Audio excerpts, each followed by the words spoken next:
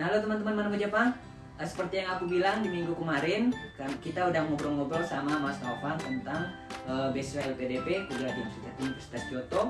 Jadi kali ini kita masuk ke part kedua. Kita lanjut lagi pembicaraannya sama Mas Taufan. Oke, itu kan udah selesai, berarti tinggal itu pengumumannya ada jedanya waktu juga ya, ada jeda waktunya juga ya Pak Des, setelah. Jadi udah kelar tadi grup discussion, terus udah essay juga. Setelah itu jeda waktu berapa lama sampai pengumuman lulus? Kan habis itu kan itu kan masih hari pertama, hari keduanya kan yang wawancara. Oh iya. Berarti langsung ya hari kedua wawancara. Hari kedua setelah itu. Oh, baru setelah itu pengumuman hasilnya. Iya.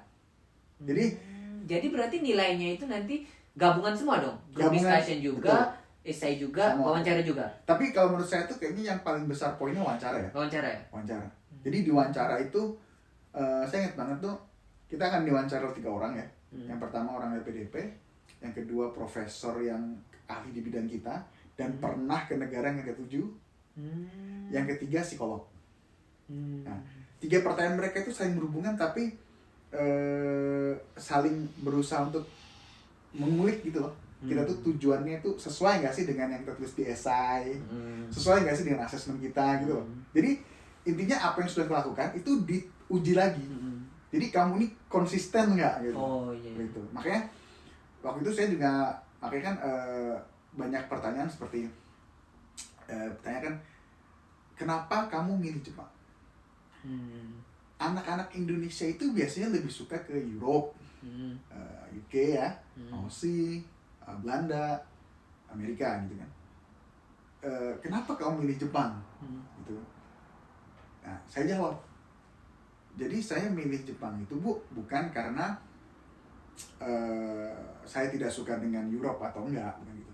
Tapi kan waktu saya HI, saya itu memang konsentrasi ke Asia Timur dan skripsinya tentang Jepang. Jadi koneksi relasi dan mindset yang saya bangun untuk project yang saya kerjakan di master ini itu relatif ke Jepang semua gitu. Saya nggak bisa mengatakan itu related ke negara lain karena memang ini nyambungnya ke Jepang sesuai dengan apa yang saya lakukan ketika S1. Terus gue tanya lagi, tapi kamu paham nggak kalau orang Jepang itu nggak bisa bahasa Inggris? Paham.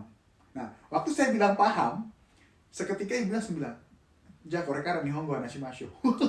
Pakai bahasa Jepang. Gitu ya. Itu kan kaget ya. Tapi ya saya jabanin gitu kan, walaupun bahasa Jepang saya ya so-so lah.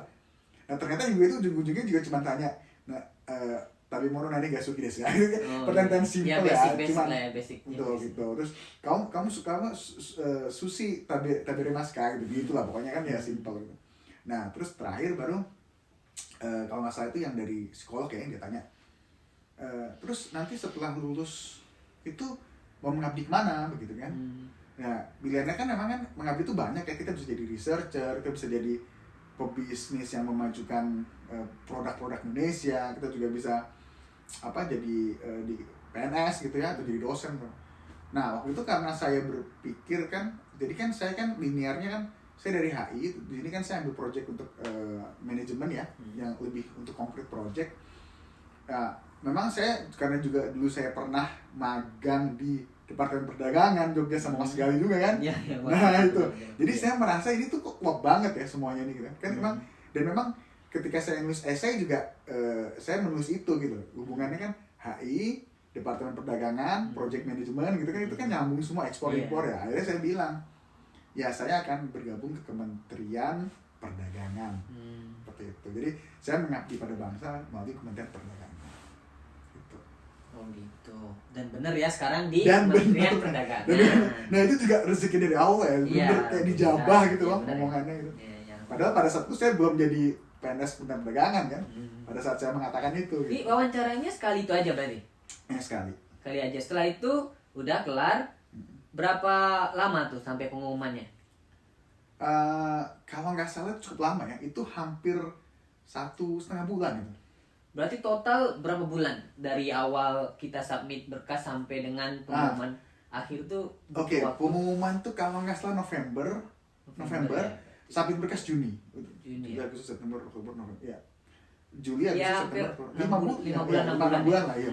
5-6 5-6 bulan itu baru lulus, dinyatakan lulus, terus setelah lulus itu kita gimana tuh? Statusnya kan kita harus udah keterima juga gitu di universitas yang ingin kita masukin itu. Jadi kayak Pak De berarti kan di Universitas Kyoto. Itu kan ya udah karena berjalan juga tesnya, jadi udah keterima nih. Terima di Universitas Kyoto, terus itu bukti kita diterima itu diserahkan ke LPDP nih. Atau gimana prosesnya? Jadi kan kita kan ditulisnya gini. Jadi setelah kita dinyatakan lulus ya, kita boleh memulai perkuliahan, tapi harus setelah, kalau nggak salah itu setelah 6 bulan dinyatakan lulus. Jadi kita nggak gitu. jadi nggak boleh bisa langsung berarti. Nggak bisa. Kalau misalnya ada yang mepet gitu kan, dia harus mundur gitu. Karena PDP itu akan mulai start itu 6 bulan. Nah, kenapa begitu? Karena pada jeda 6 bulan ini kita tuh harus mengikuti program yang namanya PK ya. PK itu apa itu PK itu? PK itu kalau nggak salah program, aduh saya lupa ya, pelatihan kebangsaan apa ya.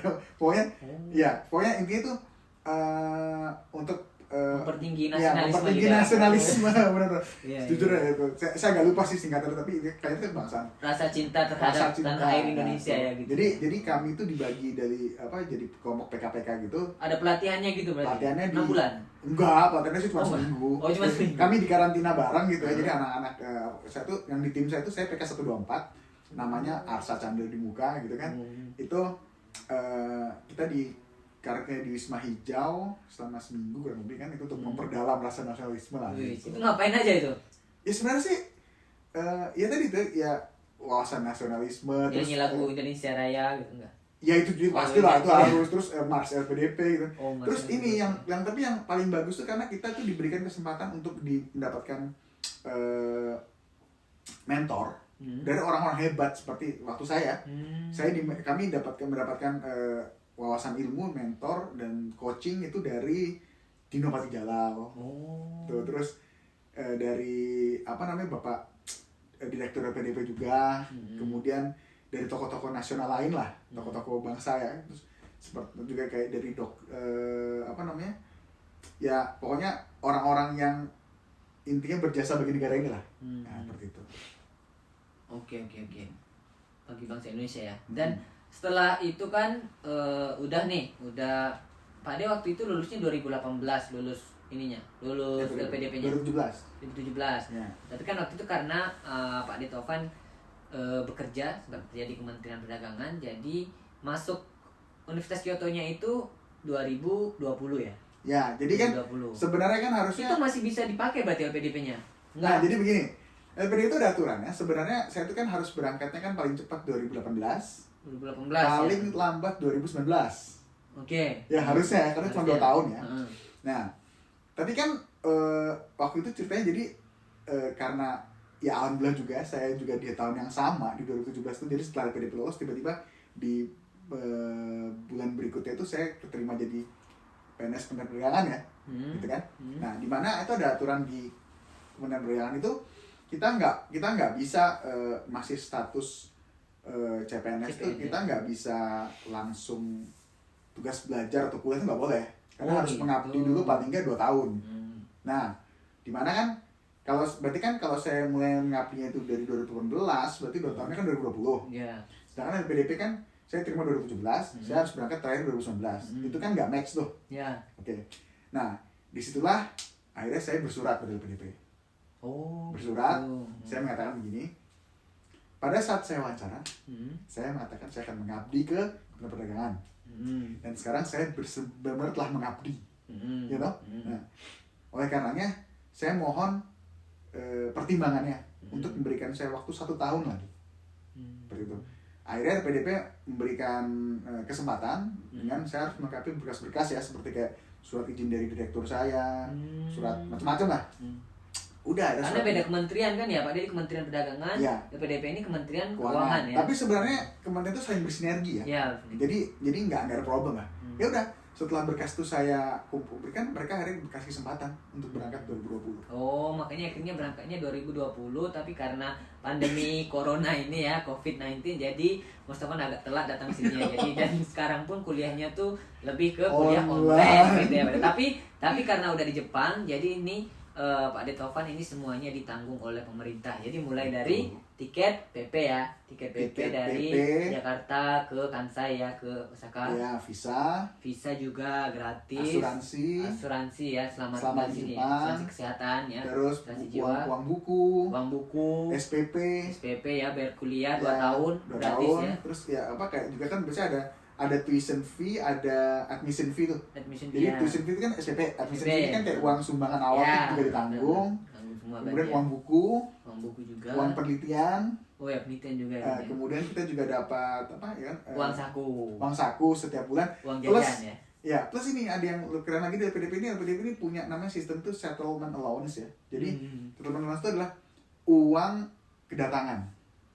Jadi itu di luar uang bulanan ya, uang saku bulanan. Jadi ketika kita mau berangkat itu dikasih kesempatan untuk mendapatkan 2 kali settlement allowance itu untuk persiapan keberangkatan dan sampai tiba di negara. Bonus itu berarti. Iya, itu dan itu besarnya sama dengan uang bulanan. Jadi misalnya di bulan yang sama saya bisa dapat 3 kali uang bulanan jadinya. Oh iya. Gitu. Berapa Mustafa? Berapa? Ya kalau Berapa itu? Ya ada lah. Berapa itu? Ya, tapi gedean gajinya Mas Gali lah kalau dibandingin. Ya enggak lah kan, maksudnya buat teman-teman yang nonton yang mana Jepang kan mungkin pengen tahu. Tapi berapa kalau sih gedenya ada gini, kalau ke Jepang? Setiap negara beda-beda ya. Tapi iya, beda-beda. Tapi kalau saya tahu di Kyoto itu standarnya 155.000 yen. 155.000 yen per bulan. Berapa tuh kalau dirupiahin? Silakan kaliin aja wis pakai kalkulator sendiri, cari itu kursnya berapa. Kalau di Tokyo lebih mahal ya kan 165. Pokoknya ya tiap bulan Pak Deto kan bisa beli iPhone 12 lah. Enggak lah. Enggak aja ya pokoknya. Jadi enggak usah dirupiahkan pokoknya karena kan terimanya dari yen, belanjanya juga di yen. Di sini tugasnya belajar. Itu uang untuk belajar. Bisa jajan ya, bisa jajan banyak kayak udah puas. Ya buat energi untuk belajar. Iya, untuk belajar maksudnya ya. Makan yang bergizi gitu. Makan yang bergizi. Ya mungkin itu ya dari Mas Taufan cerita tentang Mas Taufan gimana caranya dapat beasiswa LPDP belajar ke universitas terbaik nomor 2 di Jepang, di Universitas Kyoto. Nah, sekarang dari Mas Taufan yang aku mau tanya, kalau misalnya teman-teman mana Jepang di sini yang masih pelajar, yang masih SMA, masih S1, kuliah di Indonesia, pengen nih misalnya ada yang berniat pengen kuliah S2 di Jepang, yang nggak harus di Universitas Kyoto ya, mungkin di Universitas Tokyo atau di Universitas Nagoya atau di mana lah, Tsukuba atau di mana ya. Ini tipsnya nih dari Mas Taufan gimana sih caranya supaya kita bisa juga menempuh jalan yang sama nih kayak Mas Taufan, bisa dapat beasiswa LPDP S2 ke Jepang gitu. Okay. Tipsnya apa aja sih? Ini beasiswa ya? Beasiswa. Ya, karena kan kalau biaya sendiri kan ya mahal lah ya. Mahal terus mungkin ya agak berat lah. Jadi kan mau nggak mau biar lebih enak tuh kan beasiswa gitu Bang. Nah, tipsnya apa nih kira-kira nih dari Mas Taufan? Ya mungkin setiap orang bisa punya tips yang berbeda ya. Ya ini saya yang menyampaikan kalau misalnya semoga cocok, alhamdulillah gitu ya. Tapi kalau saya itu yang meyakini yang pertama itu adalah restu orang tua. Restu orang tua ya penting. Itu nomor satu. Restu ibu ya. Terutama restu ibu. Kenapa? Jadi harus ada restu dulu ya. Betul, kan surga tak banyak ibu tuh kan. Benar. Nomor satu tuh. itu. Kalau udah ibu restu udah enak gitu. Oke. Setelah itu apa lagi nih? Setelah restu ibu, yang kedua luruskan niat ya. Oh, niat. Benar. Kayak tadi Mas Taufan niatnya untuk mengabdi kepada negara, untuk berkontribusi ke Indonesia. Itu niatnya harus diluruskan dulu. Gitu ya. Jangan niatnya yang macam-macam ya. Maksudnya pengen ya karena kan duit beasiswa kan banyak tuh, lumayan tuh biar bisa dapat jalan-jalan Jepang, pengen dapat duit banyak, itu kan nggak boleh. Harus niatnya harus yang lurus dulu ya. Ya mungkin kalau misalnya terima beasiswanya bukan beasiswa dari pemerintah Indonesia sih ya sah-sah aja sih kalau dia mau punya niat yang lain ya. Bener. Tapi kalau untuk kan pemerintta kan ini kan kita tuh dibiayai oleh pajak negara ya. Itu kan berarti juga dari rakyat Indonesia. Jadi kita harus menggunakannya kan ya dengan baik gitu loh, dan benar-benar niat lurus gitu untuk membangun bangsa gitu. Benar. Oke, setelah itu apalagi nih? Nah, setelah niat, habis itu ya mulai dari persiapannya kan. Jadi saya selalu bilang ya, kalau mempersiapkan beasiswa itu bukan SKS yang sistem kebut semalam, tapi SKS sistem kebut setahun. Minimal setahun ya, harus mempersiapkan diri gitu loh. Jadi dan itu tuh kamu, karena kan semua esai yang ditulis itu kan ada hubungannya dengan sejarah prestasimu, pendidikanmu, pekerjaanmu, kinerjamu atau performamu atau kontribusi untuk negara kan. Jadi itu tuh harus saling berhubungan ya. Jadi makanya saran saya sih ketika S1 itu walaupun baru semester pertama, banyak-banyaklah kita berpikir bagaimana kita bisa berkontribusi. Yang nanti itu akan menjadi track record gitu. Benar.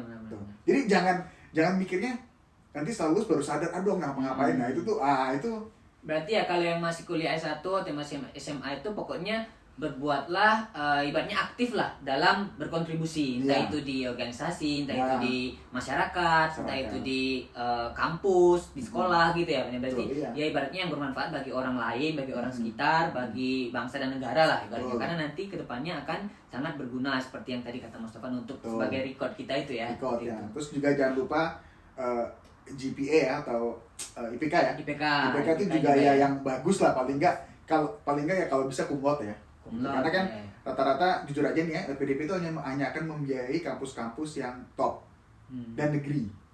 Tapi ini Mas Tovan sudah mematahkan itu sejarahnya ya, karena Mas Tovan dari UMY loh, bangga loh sebagai lulusan UMY ya, juga menerima LPDP. Jadi nggak harus lulusan negeri ya, karena swasta juga bisa. Jadi teman-teman yang kuliah di swasta juga jangan minder.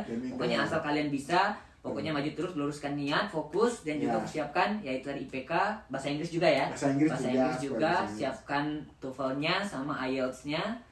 Pokoknya yang fokus belajarnya gitu aja. Dan kampus-kampus tujuan LPDP tadi itu kan juga mereka kan hanya akan membiayai untuk kalau kita menuju ke kampus-kampus top dunia gitu. Jadi yang ranking itu ranking 1, 2, 3 di negaranya gitu kan. Karena mereka tidak akan membiayai kita kalau kita misalnya mau ke swasta. Misalnya kita mau ke swasta di Jepang nih, ini nggak akan dibiayain gitu loh. Nah, tapi kan untuk bisa mencapai diterima di kampus negeri itu kan kita harus mengupgrade diri kita kan. Jadi memang tadi itulah, jadi LPDP ini memang memberikan kesempatan secara merata ya. Jadi tidak pandang kasta, tidak pandang ekonomi, mau kamu anak sultan pun, kalau kamu layak dibiayai negara ya akan dibiayai gitu. Ya, jadi ini bukan beasiswa untuk yang tidak mampu atau bukan. Ini untuk orang yang pantas. Karena jadi dan nggak cuma pintar aja ya Pak ya, nggak cuma pintar ya, jadi belum tentu pintar gitu ya, orang yang cerdas dia bisa lulus belum tentu juga. Karena itu tadi niatnya Pak ya, karena yang dicari itu yang bisa berbakti, yang bisa berkontribusi untuk bangsa dan negara ya Pak ya. Oke gitu, mungkin untuk teman-teman yang nonton channel Malu Jepang. Oke, itu aja untuk video kali ini tentang ceritanya Mas Tovan dapat beasiswa LPDP di Universitas Kyoto 2 tahun master ya, untuk master degree. Mungkin teman-teman yang berniat juga yang pengen sekolah, ingin kuliah ke sini, mungkin bisa nanti kalau mau tanya-tanya langsung aja komen aja ya kalau mau tanya. Nanti aku juga bakalan bantu tanya langsung ke Mas Tovan kalau ada yang kurang jelas mungkin. Dan jangan lupa untuk share ke teman-teman kalian, ke teman terdekat, ke saudara kalian, supaya lebih banyak lagi orang yang dapat informasi ini tentang beasiswa LPDP dan juga tentang kuliah ke Jepang. Oke, itu aja. Terima kasih yang udah nonton sampai akhir juga. Terima kasih nih Mas Tovan atas waktunya udah berbagi cerita ke teman-teman Jepang tentang kuliah di Jepang. Semoga lebih banyak lagi teman-teman Indonesia yang bisa menyusul Mas Tovan untuk kuliah di Jepang. Ya, amin. Oke, terima kasih semuanya. Itu aja. Assalamualaikum warahmatullahi wabarakatuh. Dadah.